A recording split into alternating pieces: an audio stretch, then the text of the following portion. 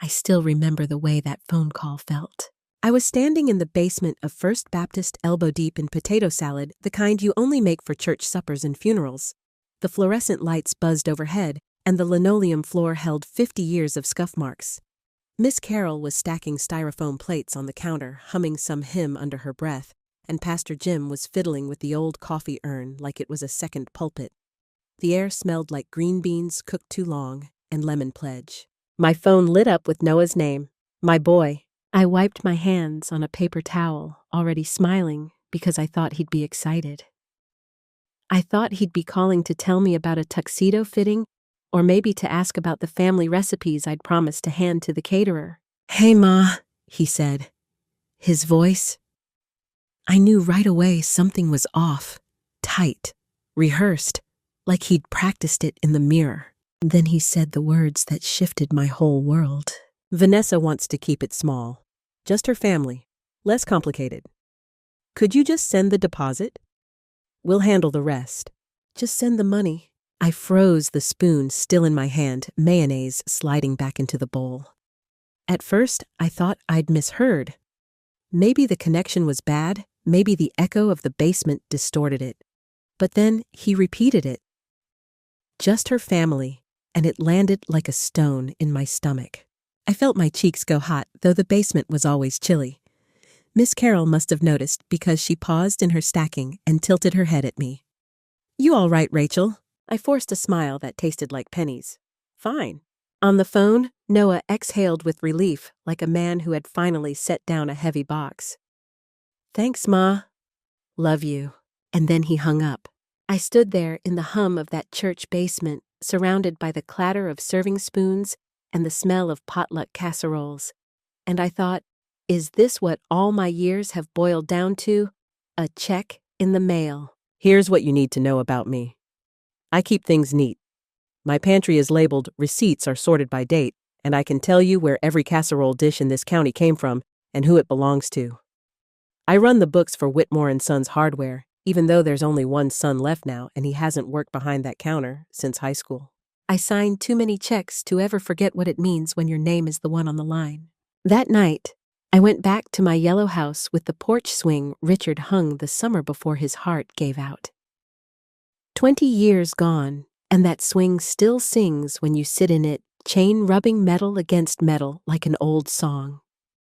Sometimes I still touch the chain and think of the last grocery list he scribbled down in his messy left-handed scrawl.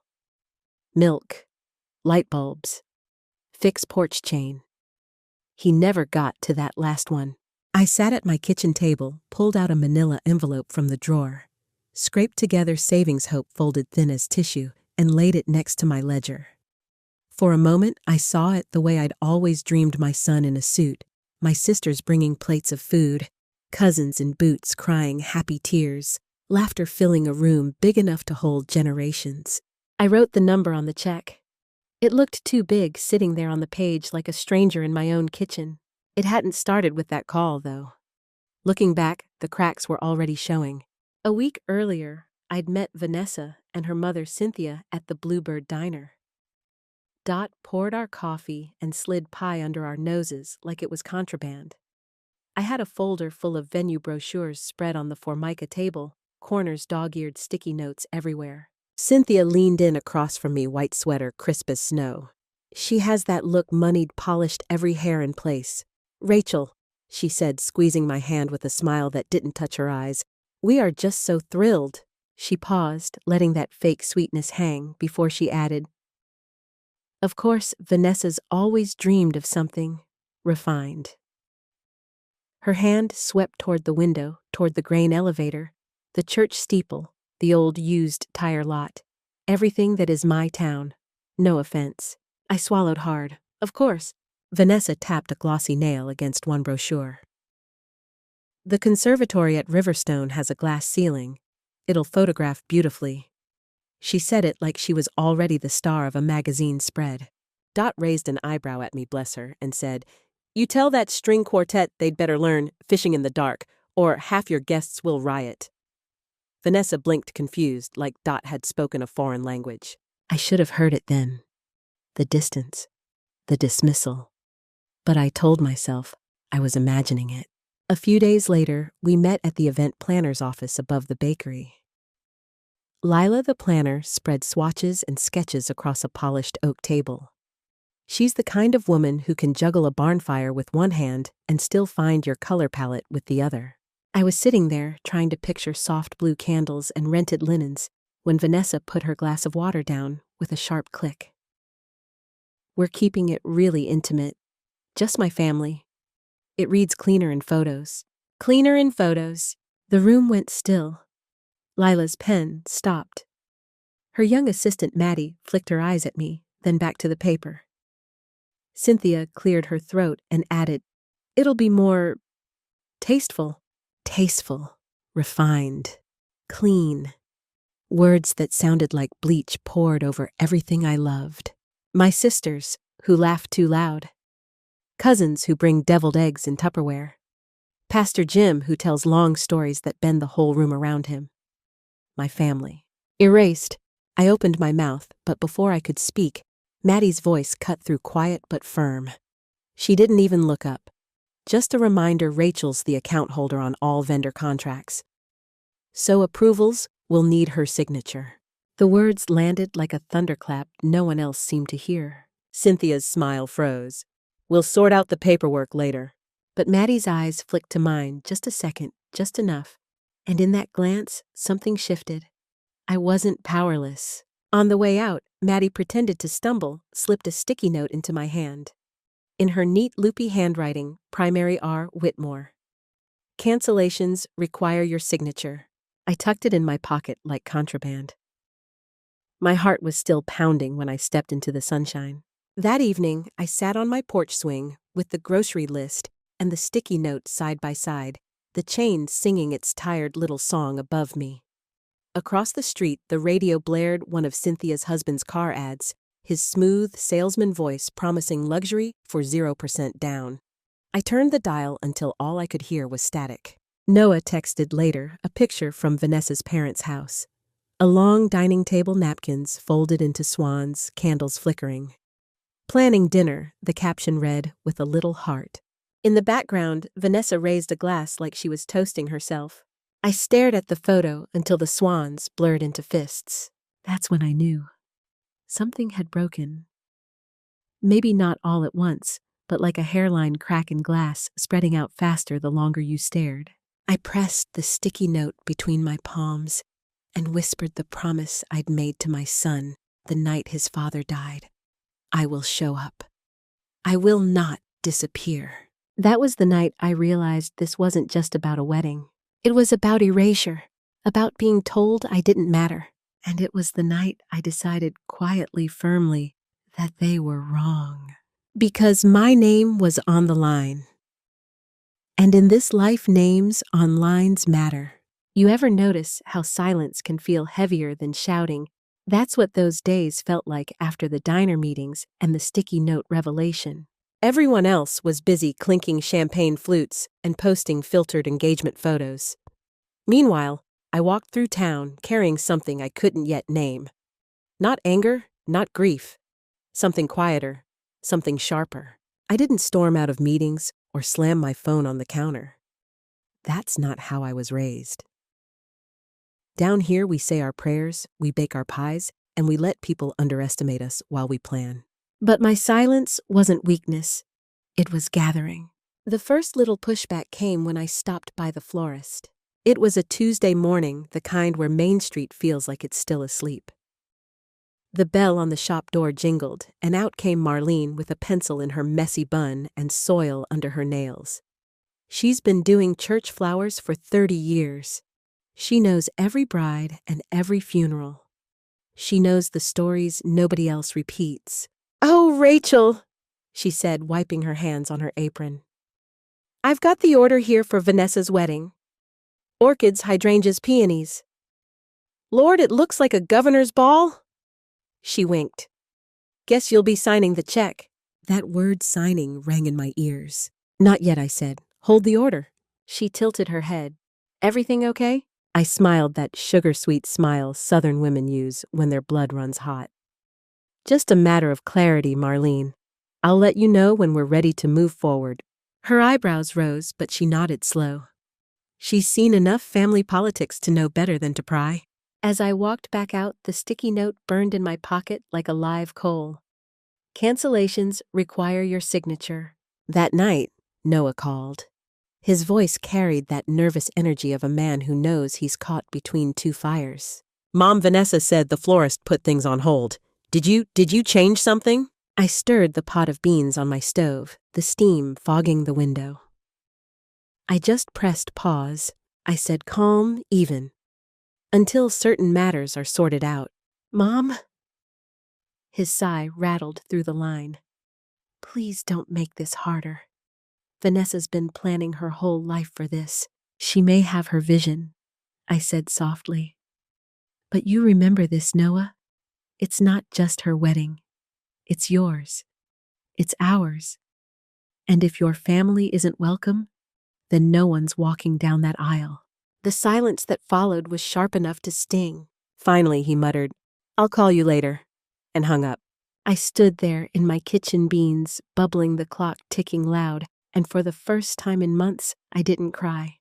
I didn't crumble. I let the silence sit between us like a stone neither of us could lift. The next day, I visited the caterer.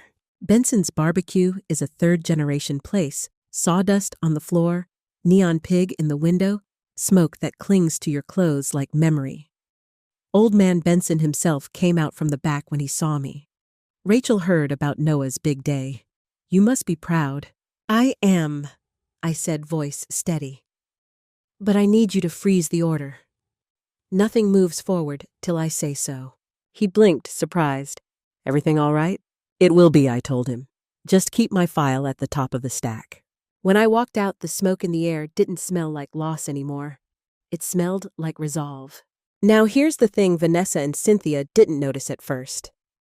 That's how arrogance works. They were too busy booking string quartets and trying on designer gowns to realize the ground under them was shifting. But the people in town noticed. At the grocery store, Dot from the diner leaned across the cantaloupe bin and whispered, Heard you put the brakes on the catering. Good for you. At church, Miss Carroll squeezed my hand and murmured, Don't let them write you out, honey. Names on lines matter. I didn't ask for their whispers, but each one felt like a stitch tightening me back together. One evening, I sat on my porch swing, sipping sweet tea, cicadas humming like an orchestra in the trees.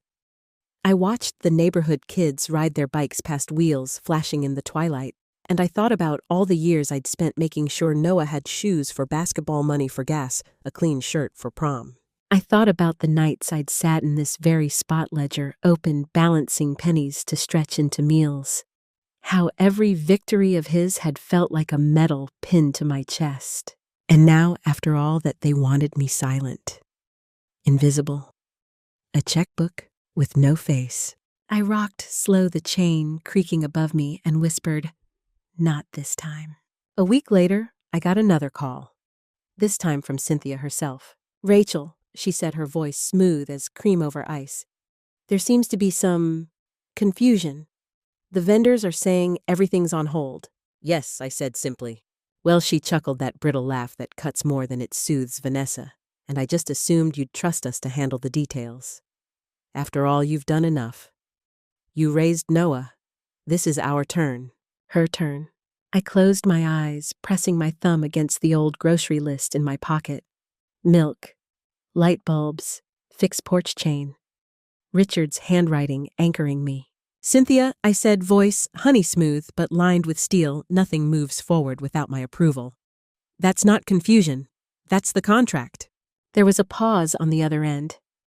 For the first time, I heard her voice falter. Just for a beat.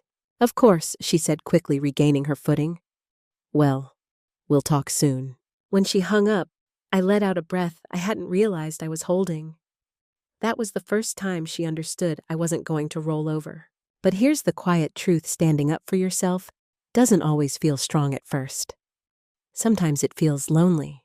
There were nights I sat in that little yellow house staring at the check on my kitchen table, wondering if I'd just ruined my son's happiness. Wondering if Noah would ever forgive me for not bending. The phone would buzz with messages from Vanessa, short, curt. Need you to approve the band. Haven't seen your payment come through. Each one colder than the last. I'd set the phone face down and walk out to the porch, let the cicadas sing me back to calm. In those moments, I told myself this bending now would mean disappearing later. And I had already promised Richard and myself that I would not disappear. The whispers in town grew louder. People noticed the Bennetts, the Harlans, walking around like they already owned the wedding, already owned my son. And they noticed me too quieter than usual, but carrying myself straighter. Dot said it best one afternoon, sliding a slice of pie in front of me without asking. Rach, there's a storm coming. But storms don't scare women like us.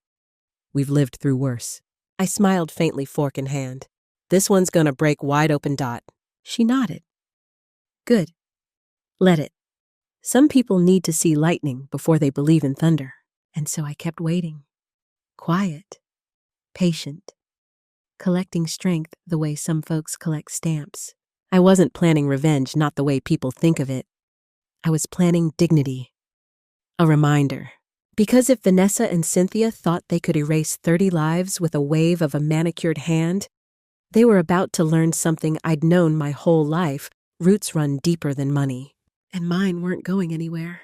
There's a kind of dinner where you know the food doesn't matter. That night, I slid into a polished mahogany booth at Charleston's most expensive restaurant.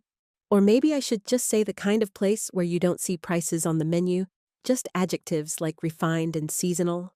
I'd pressed my cream blouse, pinned my pearl earrings, and worn my navy skirt that still carried the faint scent of cedar from the closet. Across from me, Vanessa's smile was painted on, like it had been practiced in a mirror.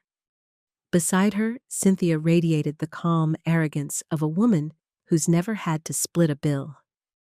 And on my side of the table sat Noah, my son, my boy's shoulders, tense eyes, flicking between us like a referee who already knows the game is rigged. The waiter poured wine. Silverware clinked. To anyone watching it might have looked like two families coming together. But under the table, my fists stayed clenched. Cynthia started the conversation, her voice soft as butter spread thin. Rachel, Charleston really is a charming place. Quaint. I'm sure your relatives find it dazzling. She stretched that word relatives like it barely fit in her mouth. They've always loved Charleston, I answered, smiling steady. Our family's been here for generations. Roots deep in this soil. Vanessa leaned forward, her diamond catching the candlelight. That's sweet, but for the kind of wedding we're planning, it might be overwhelming. We want to keep it refined, streamlined, refined, streamlined. I heard what she meant, cut, pared down, erased. I set my glass down carefully. Family gatherings built on love are never messy. 30 more people won't ruin refinement, darling. It'll only add joy. Her lips curved sharp as glass. Eric and I have talked. She caught herself flushing. Noah and I have talked about this. My family's paying for the catering, the flowers, the band. Honestly, it only seems fair that it's our call. Cynthia lifted her glass, adding smoothly, Yes, dear, your son should be grateful. Grateful? As though my boy had been rescued by their money. As though the nights I'd sat with overdue bills spread like battle plans on my kitchen table had meant nothing. As though everything I'd scraped and saved was just a stepping stone to their superiority. I felt something inside me shift. Not snap, not break, just harden. Gratitude, I said evenly, is a fine virtue. But I raised my son to know gratitude should always be balanced with respect. Both families deserve that. The air grew heavy. Even the violinist in the corner seemed to falter a note. Noah's fork clinked against his plate. Mom, he muttered low, pleading, please don't make this harder. Vanessa's right. They're doing so much. Maybe we should just let her handle it. Those words, from my own son, it was like a knife I didn't see coming. I stared at him for a heartbeat too long. Then I smiled, slow, steady the way the tide always returns. Of course, Noah. You must do what you think is best. I finished my glass of water, folded my napkin neatly, and rose. Forgive me, it's been a long day. and I walked out. On the street, Charleston's gas lamps flickered, casting gold against the cobblestones. The night smelled of jasmine and salt, but my chest felt tight, each breath sharp. They thought they'd dismissed me, that they'd humiliated me into silence. But humiliation in the right heart turns into fuel. That weekend, I heard something that broke everything wide open. One of Noah's friends, Jason, bumped into me at the grocery store. He hesitated, then lowered his voice. "Mrs. Whitmore, I probably shouldn't say this, but I saw Noah at O'Malley's bar the other night. He looked rough, like the weight of the world was on him." I nodded, my stomach tight. "He's under a lot of pressure." Jason glanced around, then added, "Vanessa came in with her bridesmaids. She didn't see Noah, but I did, and I heard her clear as day. It'll be perfect. No embarrassing country bumpkins spoiling the photos. Just us. Just class." Her friends laughed, sharp, cruel, the kind of laughter that leaves bruises. Jason's jaw tightened. He heard it too. He went white as a sheet. I thanked him, pressed a hand against the cool metal of my shopping cart to keep steady, and left the store with more resolve than groceries. Because there it was. The mask off. Not about budgets. Not about simplicity. About shame. About erasure. And my son had finally seen it. That night, I pulled out the folder from Lila the planner. Contracts stacked neat as hymnals. My name bold at the top account holder. I read every line, traced every clause with my finger. There it was, power hidden in plain sight. They'd treated me like a guest in my own story, but they'd overlooked one truth: nothing happened without me. I dialed Lila. "Mrs. Whitmore," she answered, cheerful. "Lila," I said, voice smooth as honey over steel, "I need you to freeze all contracts. Caterer florist invitations. Nothing moves forward until I give word, and update the reservation name. From now on, it reads, Whitmore Family Event." Silence. Then the shuffle of papers. Understood. When I hung up, I felt an odd calm. Not triumph, not yet, but steadiness. The reins back in my hands. Of course, the storm came quick. The next evening, Noah called. His voice was tight. "Mom, the planner said you put everything on hold. Did you? Why would you?" I paused the process, I said gently, "until certain matters are clarified." "Mom," he groaned. "Please don't do this." "Vanessa's? She may have her vision," I interrupted softly. "But Noah, this is not just her wedding. It is yours, and it is our family's. If my family isn't welcome, then there is no wedding." The silence that followed was longer this time. He didn't argue. He just muttered, "I'll call you later." But I knew. Something in him had cracked too. Days later, Cynthia tried. "Rachel," she said on the phone, voice coated in sugar. "You've caused quite a disruption. Do you know how many people are expecting invitations? How many arrangements are in motion?" I let her talk. Then I said, clear and steady, "Indeed. Funny, isn't it, how easily 30 lives were forgotten? You'll forgive me if I don't forget them quite so quickly." Her breath hitched. She wasn't used to walls she couldn't buy her way through. The breaking point came in Kayla's office. Sunlight streamed through tall windows onto the oak table. Vanessa was already seated, binder snapped shut like a weapon. Cynthia beside her, lips tight. Noah stood near the window, pale shoulders hunched. Rachel Cynthia began cool as steel. "We really must move forward. Time is short. Surely you see reason." I folded my hands on the table. "I've considered, and I've come to a very simple conclusion." I let the pause stretch, watch their faces tighten. Without me, there is no venue, no vendors, no wedding. The silence was so thick, you could have cut it with the paper knife on Kayla's desk. Vanessa's face flushed anger spilling through her composure. "You wouldn't dare." "I already did," I said softly. Noah's head snapped up. His eyes darted between me and his fiancée. And for the first time in weeks, I saw him see clearly. This was supposed to be about two families, he said, voice unsteady at first, but growing firmer. Not one. Mom's right. If her family isn't included, this wedding isn't what it's meant to be. Vanessa gaped at him, betrayal on her lips. Cynthia reached for her daughter's hand, but even her poise faltered. They knew. Without me, their glittering plans crumbled into nothing but whispers and embarrassment. Finally, Vanessa hissed through clenched teeth. Fine. 50-50. But only because we don't have time to start over. I inclined my head as though we'd struck a polite bargain. That will do. But there will be a toast, acknowledging both families openly, equally. That condition is not negotiable. Her eyes narrowed, but she didn't refuse. She couldn't.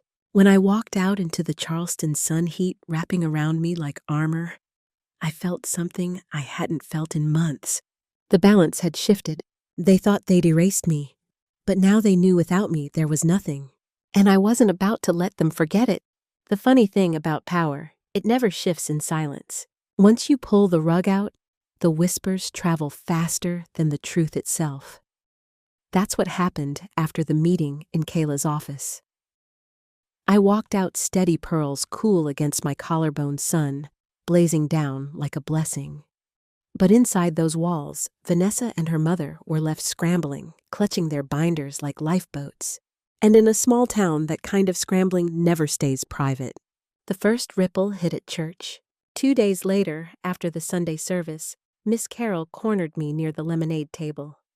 Her voice dropped to a whisper. Rachel, folks are saying Vanessa's mama was near shouting in Kayla's office. Is it true you shut the whole thing down? I smiled, soft. Just pressed pause till things were clearer. She grinned, her lipstick a shade too bright, and patted my arm. Good for you. About time someone reminded those people money ain't the only language spoken in this town. By Wednesday, Dot at the diner was already serving gossip with her coffee. Cynthia came in here yesterday, ordered an egg white omelet, and you know what? She didn't eat half of it. Sat there pushing spinach around her plate while her phone buzzed like a hornet's nest. People notice when the queen bee starts sweating. I stirred my tea and kept my smile small.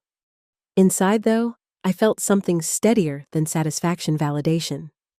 Proof that standing my ground hadn't just been noise in my own kitchen. It was changing the air outside, too. Of course, Noah wasn't easy. He came by the house that Friday night. My boy standing on my porch like he used to when he'd forgotten his keys at 16. Only this time, his face carried 10 more years of wear. Mom, he said, shifting from foot to foot. Vanessa's furious. Her parents are embarrassed. Everyone thinks I can't control my own wedding. I let him stand there in the twilight cicadas, humming like they'd been waiting for this moment. Then I stepped aside and motioned him in. We sat at the kitchen table, same place I'd balanced ledgers and written tuition checks and patched together our lives one scrap at a time. Noah. I began, folding my hands. What do you think a wedding is for? He blinked, caught off guard. It's for celebrating two people starting a life together. Just two, I asked. Or two families? He opened his mouth, then shut it. I could see the tug of war in his eyes, loyalty to me, pressure from Vanessa, fear of disappointing anyone. Finally, he muttered, Vanessa says, too many people will make it messy. Harder to manage. I leaned forward. Son, messy as family. It's laughter spilling over Aunt Jo crying during the vows, your cousins sneaking extra slices of cake. It's the noise that proves you're not alone in this world. If you erase that, you erase your roots. And roots, I tapped the table for emphasis, are what keep you standing when storms come. His eyes softened. He didn't apologize yet, but I saw the crack widening. Doubt had taken root in him too. Meanwhile, Vanessa's family was busy doing damage control. Cynthia tried hosting a ladies' brunch at her country club, hoping to smooth the scandal. But people whispered behind napkins, eyes darting to her daughter. Because now everyone knew the Whitmores weren't just a footnote. I had the contracts, the leverage, the power they'd overlooked. Vanessa smiled wide in pictures, but the edges of that smile told another story.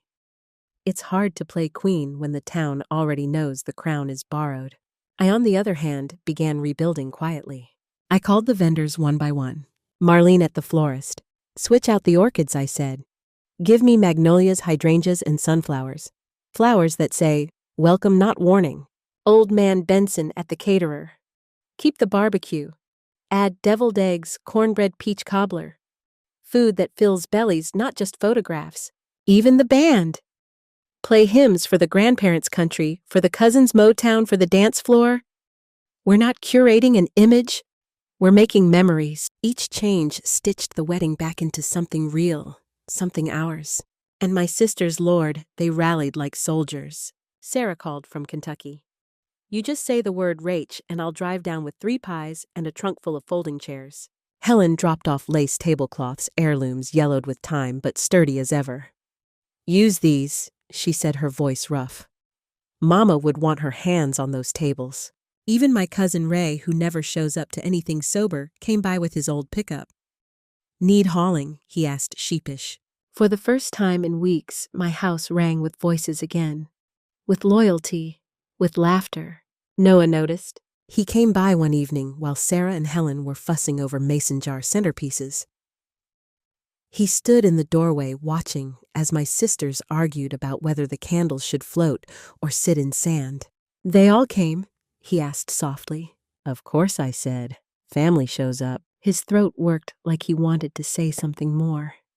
Instead, he just nodded, eyes wet. That was the night I knew I'd already won half the battle. Not in contracts or vendors, but in proving to my son what family truly meant. As for me, I found peace in the small rituals. Evenings on the porch swing, sipping sweet tea, feeling the summer air settle heavy on my skin. Sorting through recipes, handwriting Grandma's pound cake on an index card for the caterer. Touching Richard's old grocery list folded soft from years of handling, whispering to it like a prayer, I kept my promise. I didn't disappear. It wasn't about revenge anymore. Not really. It was about restoration. About refusing to let my family be erased from the story we'd built together. By the time the new invitations went out half designed by Vanessa's planner, half by me and my sisters at the church copy machine, the Bennetts looked brittle. Guests could feel the fracture even in the paper. But the Whitmores, we looked solid, warm, present, and that I realized was the true rebuilding. Not a venue, not a menu, a presence, a refusal to fade. Looking back that season taught me something I wish I'd known sooner. Rebuilding isn't loud, it isn't glamorous. It's steady hands, folding tablecloths, cousins showing up with casseroles, sisters bickering over candle heights. It's the quiet, ordinary acts that say, we will not be erased. And as the wedding day inched closer, I felt it deep in my bones. I wasn't just saving a celebration. I was saving a legacy. The Gadsden house never looked finer. On the evening of the wedding, lanterns swung from the trees, Spanish moss swayed like it was breathing with us, and the windows glowed with soft golden light. Candles flickered on polished tables dressed with china crystal and lace tablecloths my sister Helen had ironed within an inch of their lives. The air smelled of magnolias, barbecue smoke, and fresh-cut hydrangeas. It was beautiful. But it wasn't their beauty. It was ours.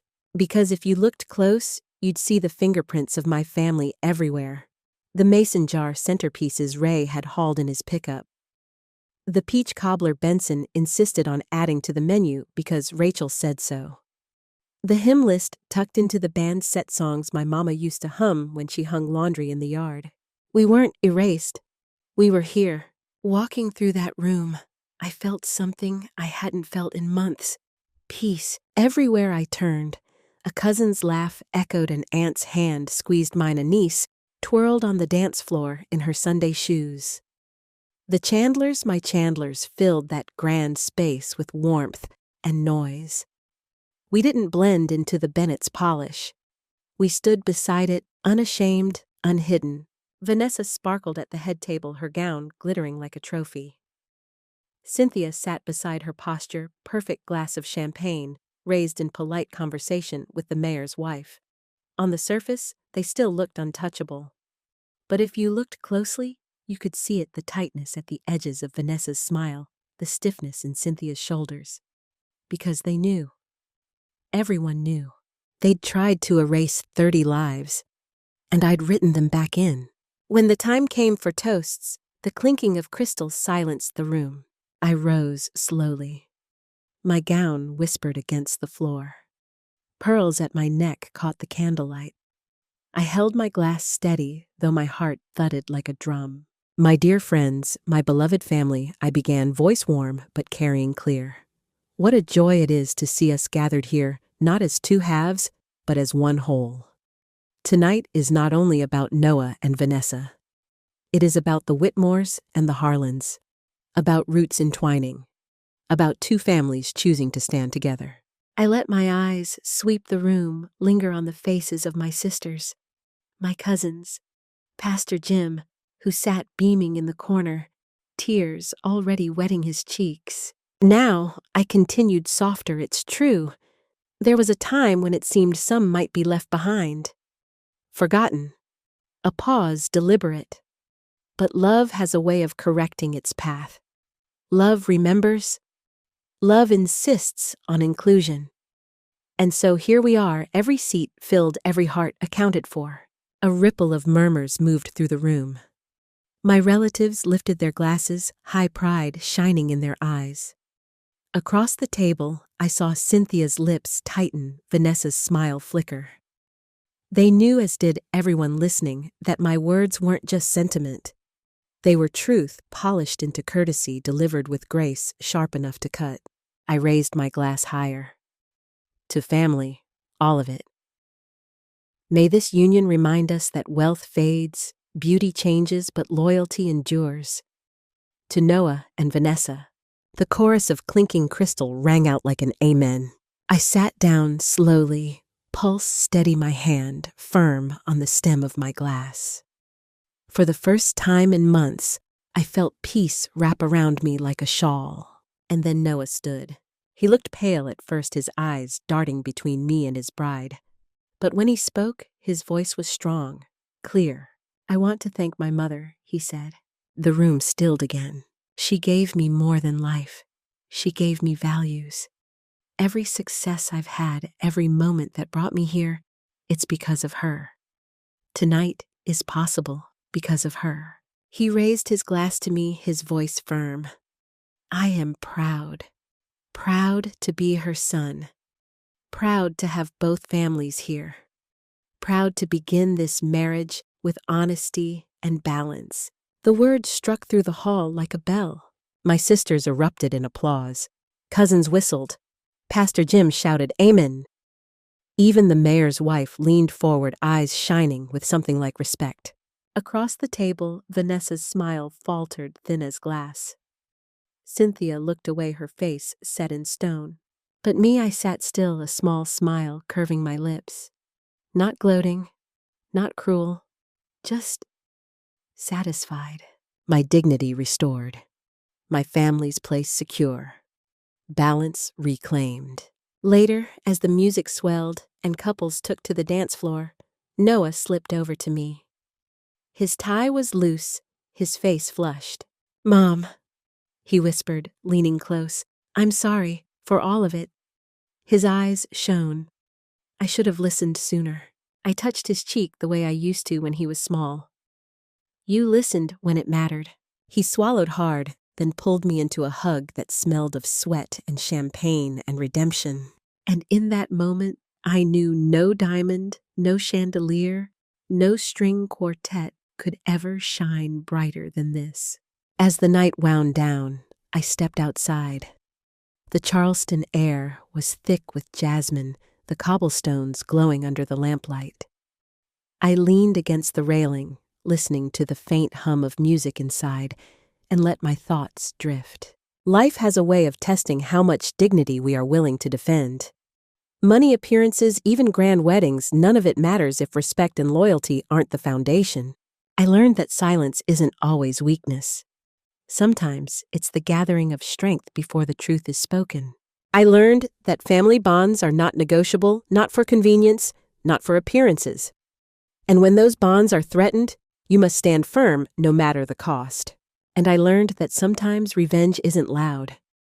Sometimes it's as simple as showing up, as refusing to disappear.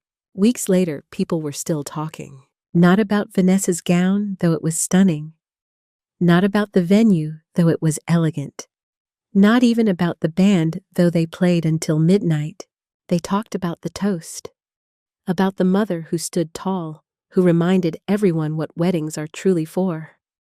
About the son who stood beside her proud to carry her name. That was the legacy. Not glitter, not money, but dignity.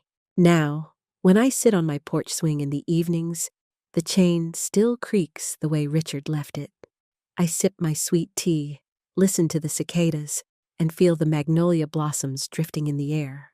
Sometimes I unfold that old grocery list he wrote: milk light bulbs, fix porch chain, and smile at the last line. He never fixed the chain. But maybe he didn't have to, because the swing still sings, and I am still here. Not erased, not forgotten, still holding my place in this family, in this life. And that to me is victory.